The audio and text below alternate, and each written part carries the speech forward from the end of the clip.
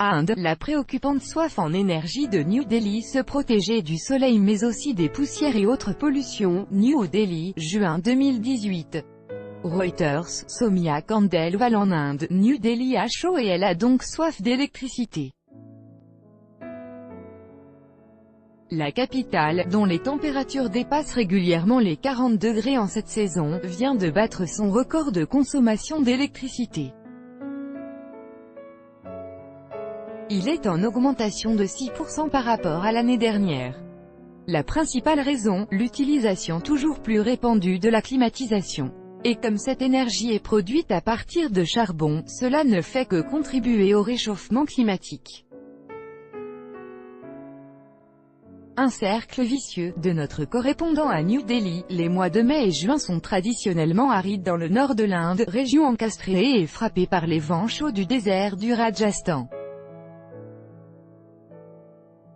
Et l'urbanisation empire la situation à New Delhi, ville de 12 millions d'habitants. Les espaces verts et les lacs, qui rafraîchissent l'air ambiant, disparaissent au profit d'un béton qui réchauffe cette atmosphère, une situation encore aggravée par les émissions des 10 millions de véhicules enregistrés dans la capitale. Or les immeubles résidentiels modernes, en béton, ne sont pas dessinés pour gérer cette chaleur. Au contraire, ils l'emmagasinent. Résultat, la climatisation est devenue indispensable pour la plupart des ménages de la ville. Ceci entraîne ses pics records. New Delhi consomme plus d'électricité que Bombay, Madras et Calcutta réunis. Trois villes qui comptent pourtant à elles seules environ 30 millions d'habitants. Dans la capitale, cette consommation a augmenté de 42% en 11 ans.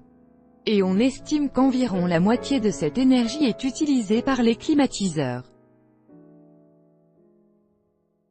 Le recours à ces climatiseurs refroidit l'intérieur des bâtiments, mais réchauffe encore plus l'extérieur et c'est un simple effet mécanique. Les climatisations aspirent l'air chaud d'une pièce et le relâchent à l'extérieur, ce qui contribue à créer ce qui est appelé les îles de chaleur urbaine. Les gaz à effet de serre ont déjà fait augmenter la température, en Inde, d'1 demi-degré en 50 ans. Dans des villes comme New Delhi, les facteurs aggravants que l'on citait pourraient faire grimper le thermomètre encore plus vite, de 2 degrés dans les 30 ans à venir. Et comme les 2/3 de l'électricité indienne est produite à partir de charbon, cette consommation contribuera encore davantage au réchauffement climatique. Un cercle vicieux. Quelles solutions sont envisageables? Le Centre pour la science et l'environnement basé à Delhi en recommande plusieurs dans un rapport paru cette semaine. D'abord, moderniser le parc des climatisations pour rendre ces appareils moins gourmands en énergie. Ceux utilisés en Inde sont en moyenne 4 fois moins efficaces que les européens ou américains.